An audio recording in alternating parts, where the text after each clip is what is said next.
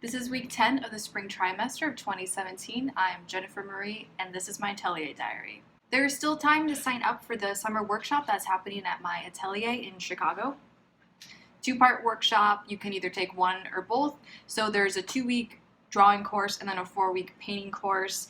It's all about how you would develop a drawing and how you would develop a painting. So if you're curious to see an Atelier approach of learning the fundamentals of drawing and painting, I would consider signing up. It's in July and August. The dates and all the details are down in the description box below, as long with my email address. So if you have any questions about anything or you want to register, shoot me an email. This is the last week to work on the figure painting, so this whole week I've just been trying to resolve everything. So during the critiques, Matt and Magda have been telling me things that are the weakest part of the painting or things that I just need to bring up and resolve a little bit better, dealing with the drawing, shapes, tones, color, kind of everything, edges, either needing to mostly soften. I don't think they mentioned anything about sharpening any edges. So the main things that I started with this week is working in the portrait, making sure I can get the shapes of the face and the features as accurate as possible. Also going back and working in the hands and the feet, because those are typically areas that people are going to look at, and they're the really difficult to capture as well. So I'm just spending extra time working on the hands and feet. Specifically with the hands, what I do is I'll block in the hands with not pulling out any fingers really, but just the main planes of the hand. So I'm going back now and trying to pull out, showing division of fingers in a really impressionistic way.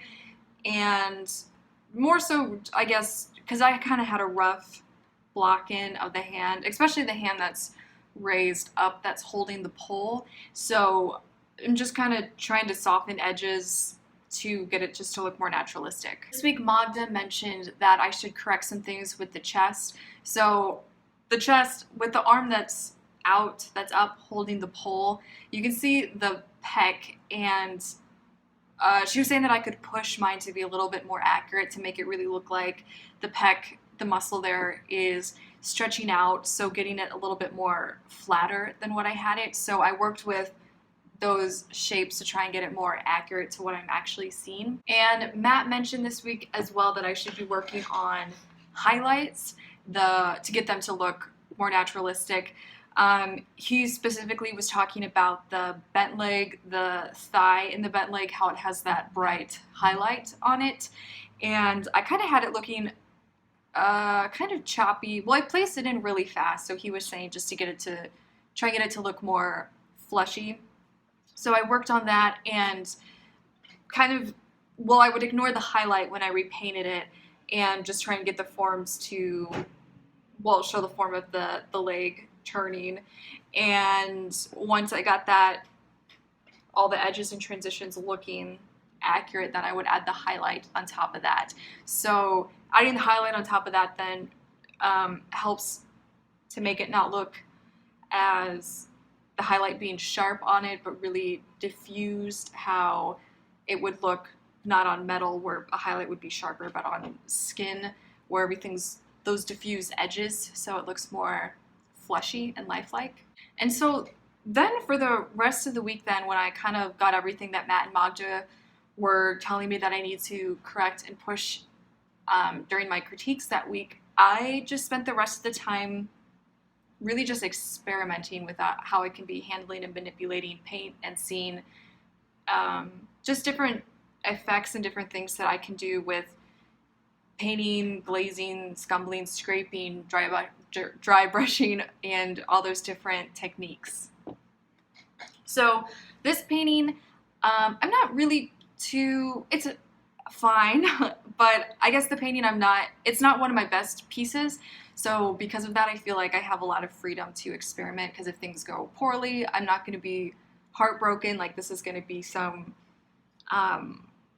really great piece, and then I just during the last few days I kind of destroyed it all. So since I'm not completely ecstatic with how this is turning out. I'm just experimenting a lot and not really worrying so much if my experiments go really, really wrong. So for example, I was experimenting with glazing because I really haven't done a lot of that before.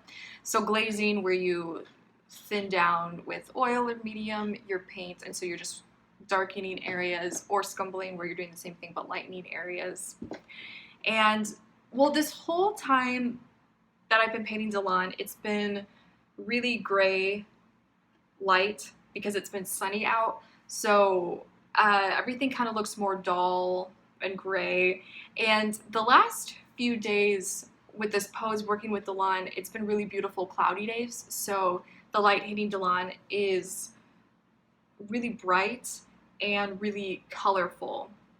So I wanted to try and get some of that color into the painting. And I thought that the best way to do that, rather than repainting the whole figure in a day or so, because it's been taking me 5 weeks to get to this point, I kind of experimented a bit with glazing. So, for example, the arm that's hanging down is this really colorful reddish color, and what I had kind of matching everything else with Delan was kind of grayed down because of the light effect that I'd been having on him.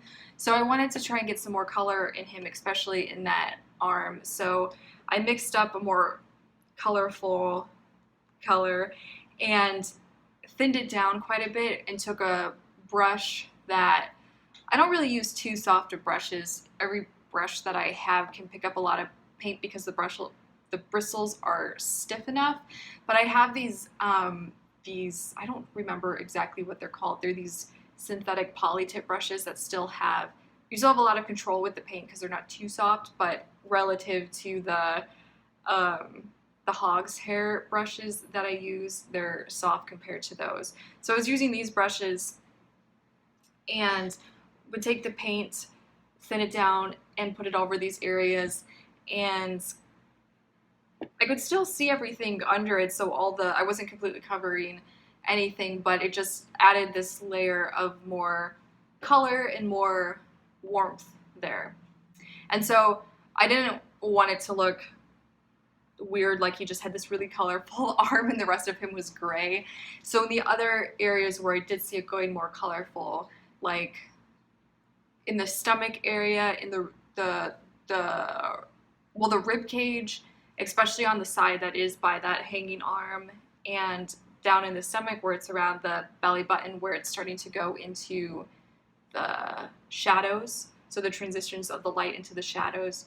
Also the bent leg, especially where it's the transitions going into the shadows. I guess a lot of it that I could find where I could push the color with this glazing was the light shape as it's transitioning into the shadows. I was doing it in this painting. I guess I haven't really thought about this too much, so I think I'm going to start paying attention to that and seeing if that's where you do push color more, with it being in the light shape as it transitions into the shadow. I was also experimenting in the background, kind of doing everything. So I was glazing, scumbling, dry brushing, all trying to get more space in the background and to show more atmosphere. So I was lightening up areas, darkening areas. I was also playing around too with scraping in the background, and kind of just for fun with almost getting this vignette look around the edges of the painting. So I did both. I used my palette knife and also a razor blade and just scraped along the edges of the painting, which brightened up and took some layers of paint off. So it did create this vignette. I don't know if I quite like how that looks so much. I think I would rather probably do the opposite of not taking paint off so it looks brighter or lighter around the edges, but the opposite, and get the edges to look darker. So I don't know, it was interesting, but probably not the best idea. And finally, especially the last day, I was playing around with scraping paint off. So And it felt a lot like drawing in some areas, because with drawing, you're adding things to the drawing, like with charcoal, and adding charcoal, you're darkening things, and then if you want to lighten something, I guess you could use chalk, so that's adding something to lighten it up. But then also a lot of it is taking an eraser and hatching marks out to lighten things, so this adding and subtracting element. And with painting, if you're just applying paint, it's just adding, and then you could be adding with getting things to look darker or adding lighter colors to get things to look brighter. But then kind of starting with my last cast, the cherub cast, where I was experimenting with scraping and taking paint off the canvas, I was kind of doing this more extremely with this painting of Delon. So I'm subtracting paint from the canvas and not doing it randomly, but seeing how I could be using my palette knife or razor blade to get the impression of what I'm seeing. Some things I thought were interesting and successful, other things were not, and I think it made the painting look worse in some areas. I'm not worried about it though, because like I said, I'm just feeling like I'm experimenting and seeing what I can do.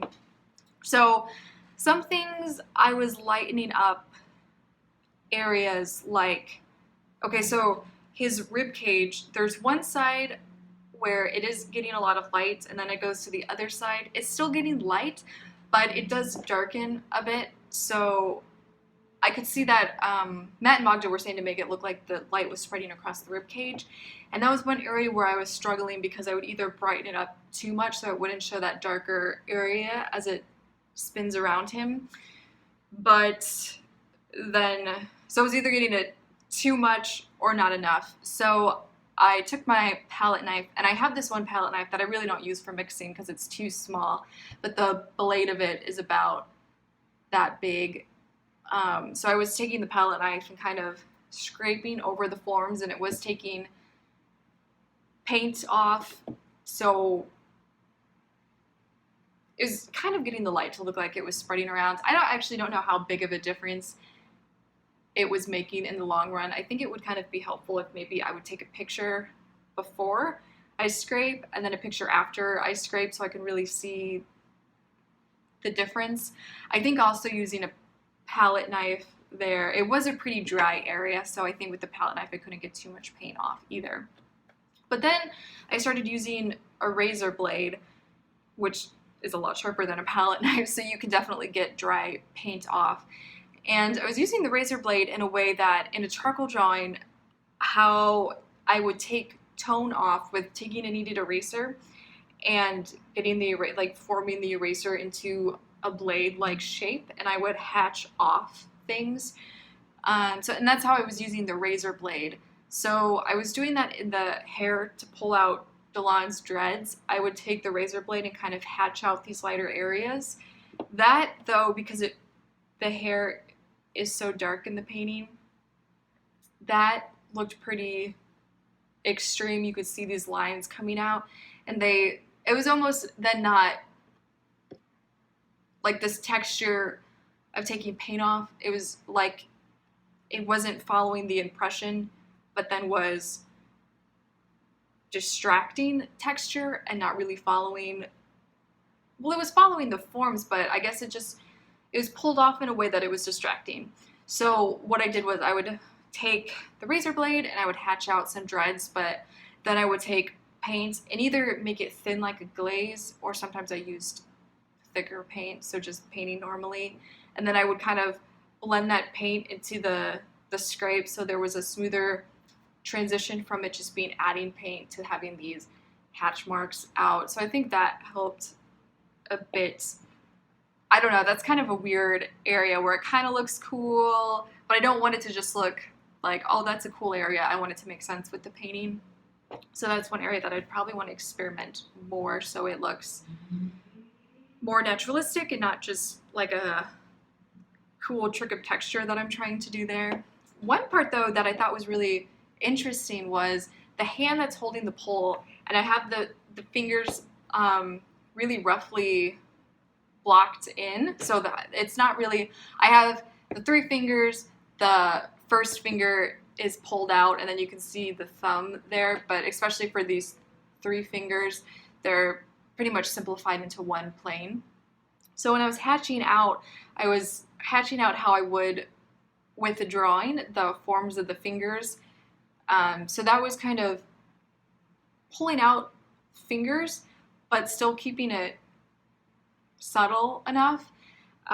Maybe too subtle too, because it was already light paint, so pulling off light paint with light paint, I don't know how noticeable it would be, but I think that's something interesting, scraping specific fingers out. So maybe if I were doing that with a razor blade, again, I would scrape things out, apply paint over it, scrape things. I think it would have to be a back and forth thing to get a really nice look to it. And then I was also scraping other things too, trying to get things to be more atmospheric. So that arm that was raised too in the wrist area, I was taking, not just using the razor blade on the wrist, but pulling it out into the background.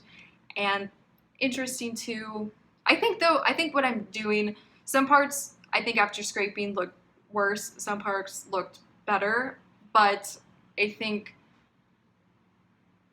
everything, all these different techniques of like manipulating the paint, they have to be layered on top of each other to get a really nice look to it and have it not be too obvious, like, oh, she was just scraping right there to get that texture, but instead of that, making it a little bit more mysterious and subtle.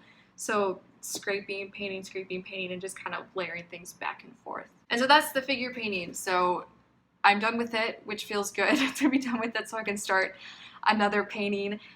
This week I also had my final critique. So we have final critiques at the end of the trimester. You show all of your work that you did during that trimester, and it's a private critique between Matt and Magda, my 2 instructors, and myself. And they just talk about your strengths and weaknesses and then what you can do and be working on during the breaks to improve. So I'll be getting a video up hopefully pretty shortly going over what was discussed during my final critique. But so far my goals for the summer break, which is a long break, which is nice, it's about 3 months, is I just want to be working on that big master copy of the J. Solomon painting. So that'll be good to be working on that.